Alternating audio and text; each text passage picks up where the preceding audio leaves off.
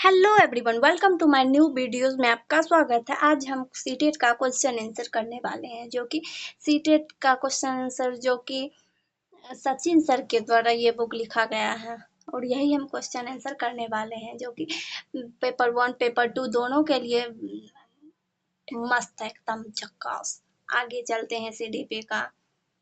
इसमें child and pedagogy, सब development, मतलब सब चीज आ जाएगा इसी में। बाल विकास एवं शिक्षा शास्त्र। देखिए, ग्रोथ एंड डेवलपमेंट कौन सा है? वृद्धि एंड विकास, वृद्धि एंड विकास, वृद्धि एंड विकास, यही चैप्टर का नाम है। अब कहते हैं स्नेहा का कद बहुत तेजी से बढ़ रहा है और अब उसका हाथ उसकी लंबी अलमारी के हैंडल तक आसानी से पहुंच सकता है, जिससे जिससे वह बहुत आसानी से अलमारी खोल सकती है।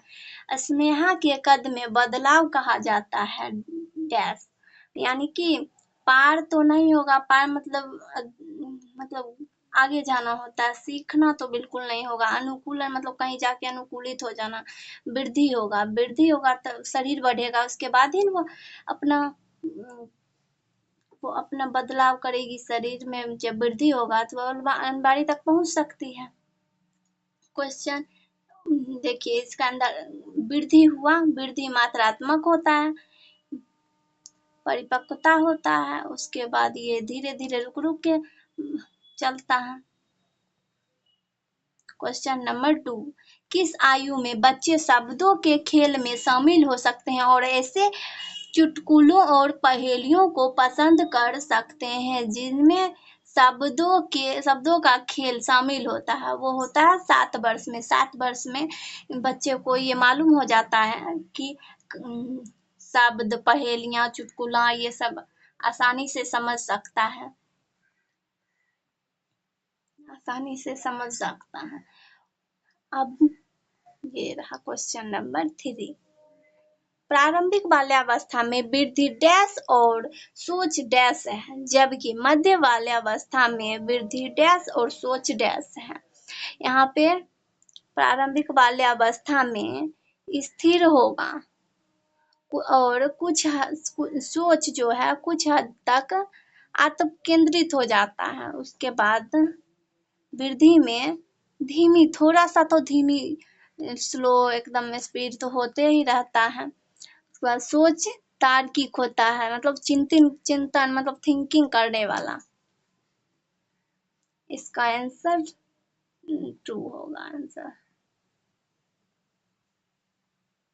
देखिए क्वेश्चन नंबर 4, यहाँ निम्नलिखित में से कौन सा स्थूल गति कौशल है?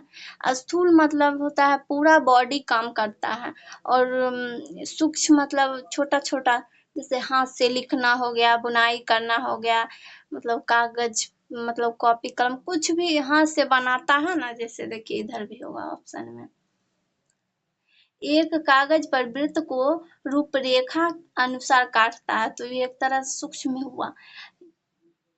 और एक कागज पर एक बड़े आयत को रूपरेखा के अनुसार काटना, तो वो भी गलत हो गया। वो सब हो गया सूक्ष्म। तैरना हो गया स्थूल। स्थूल मीन्स जैसे स्थूल मतलब बड़ा, पूरा बॉडी काम करता है स्थूल मीन्स।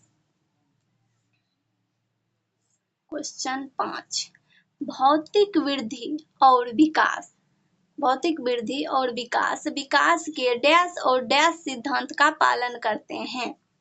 शीर्षगामी, समीपस्थ, यानी कि आंतरिक से बाहरी, मतलब अंदर से बाहर की ओर, आंतरिक से बाहरी की ओर होता है।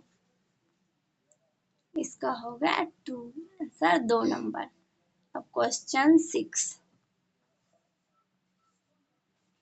क्वेश्चन 6 यहाँ आ गए। बच्चों का शारीरिक विकास महत्वपूर्ण है क्योंकि यह बच्चों के सामाजिक व संज्ञानात्मक विकास को भी प्रभावित करता है।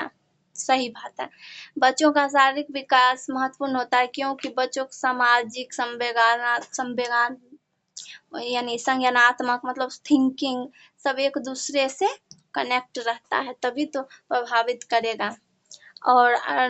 और कथन दिया है वो। और अर्जनसन बचपन में विकास के सभी आयाम एक दूसरे से जुड़े होते हैं तथा एक दूसरे को बेहद प्रभावित करते हैं। प्रभावित कैसे नहीं करेगा, बचपन मतलब बच्चा में विकास के कभी आयाम एक दूसरे से जुड़े, मतलब कभी बड़ा कभी छोटा आयाम मतलब होता है, मतलब सब हिस्सा उसका एक दूसरे से बेहद प्रभावित नहीं रहेगा तो काम कैसे चलेगा। इसलिए इसका आंसर हो गया एक। ए और बी मतलब ए और आर दोनों सही है और ए की आर व्याख्या करता है। क्वेश्चन नंबर 7, विकास का कौन सा सिद्धांत यह सुझाता है कि विकास सिर से शुरू होता है और फिर शरीर के बाकी हिस्सों में आगे बढ़ता है। शीर्षगामी सिद्धांत कौन सा होगा, शीर्षगामी सिद्धांत। रचनात्मक बच्चों की विशिष्ट पहचान विशेषताओं में शामिल है। क्या शामिल है, जटिलता के लिए वरीयता, मतलब जटिल काम करेगा बच्चा तभी तो प्रभावित होगा, अपना कार्य पूरा कर पाएगा। अभिसारी तो बिल्कुल ही गलत हो जाता है, अभिसारी एकदम अपोजिट साइड हो जाता है। क्वेश्चन नंबर और जटिलता के लिए वरीयता मतलब रचनात्मक बालक में अपसारी चिंतन पाया जाता है। बिल्कुल करेक्ट, एकदम आंसर सही है। क्वेश्चन नंबर 9, किस स्तर पर बच्चे नियमों के साथ खेलों में भाग लेने में सक्षम होते हैं? उनकी एथलेटिक क्षमताओं का विकास होता है और तार्किक विचार प्रक्रिया भी बढ़ जाती है। हालांकि यह ठोस अनुभवों तक ही सीमित होती है। इसका आंसर मध्य बचपन होगा। मध्य बचपन में बच्चा सब काम करता है, अनुभव करता है, सोचता है, थिंकिंग करता है, मतलब कुछ भी करता है तो मध्य बाल्यावस्था में बच्चा ज्यादा थिंकिंग करता है। मध्य बचपन जो है मिडिल चाइल्डहुड, इसे खेल की अवस्था कहते हैं। मिडिल चाइल्डहुड इसे खेल की अवस्था कहते हैं। क्वेश्चन नंबर 10, विकास क्या है? विकास गतिशील है। विकास रुकता नहीं है। विकास हमेशा विकास हरदम होते रहता है। वृद्धि रुक भी जाता है, वृद्धि रुक के रुकता है लेकिन रुक जाता है। विकास हमेशा चलता ही रहता है, विकास चलते ही रहता है। विकास गतिशील होता है अर्थात सबका विकास अपने ढंग से होता है जिसमें बदलाव आता रहता है। क्वेश्चन नंबर 11, विकास के शीर्षगामी सिद्धांत में कहा गया है कि विकास किस प्रकार आगे बढ़ता है? सिर से पैर की ओर बढ़ता है। शीर्षगामी यानी कि सिर से पैर की ओर बढ़ता है। पैर से सिर की ओर गलत हो जाएगा। केंद्र से छोर तक गलत हो जाएगा। बाहर से केंद्र की ओर गलत हो जाएगा। Correct answer 1। क्वेश्चन नंबर 12, विकास का कौन सा पहलू समाज के कौशल, मूल्य व रवैया के अधिसंग्रहण व अंतर्वैयक्तिक रिश्ते बनाने से संबंधित है? ये होगा सामाजिक। आंसर 2। इस विकास यानी कौशल, मूल्य, रवैया ये सब समाज में आ जाता है। संज्ञान मतलब थिंकिंग होता है। संवेग मतलब यानी होता है गुस्सा करना या फिर कोई संवेग मतलब हो जाता है गुस्सा करना, दया, एटीट्यूड, कुछ भी एकदम वो हो जाता है। शारीरिक में समझते हैं शरीर वाला सब। इसका आंसर हो गया 2। सामाजिक विकास में बच्चा सामाजिक गुण सीखता है जैसे समायोजन, व्यवहार, सहयोग, मूल्य, रिश्ते निभाना आदि, यही सब सीखते हैं। क्वेश्चन नंबर 13, बाल विकास का कौन सा क्षेत्र बच्चों को व्यक्तित्व के भावनात्मक घटक से संबंधित है? जैसे कि वस्तुओं व उसके आसपास के प्रति बच्चों की भावनाएं। भावना बोले ना, भावना मीन्स होता है संवेगात्मक भावना, दया, रोना, ये सब हो गया संवेग। संवेगात्मक विकास में इमोशन आता है, ये एटीट्यूड आता है, बोले ना इसमें दया, रोना, यही सब आता है संवेग में। क्वेश्चन नंबर 14, शारीरिक विकास के संदर्भ में बच्चे डैश पहले हासिल करते हैं, फिर डैश के कौशल सीखते हैं। कहते हैं बच्चा स्थूल गति कौशल पहले सीखते हैं, तब सूक्ष्म सीखते हैं। जैसे कि पहले बैट बॉल खेलना सीखते हैं, तब ना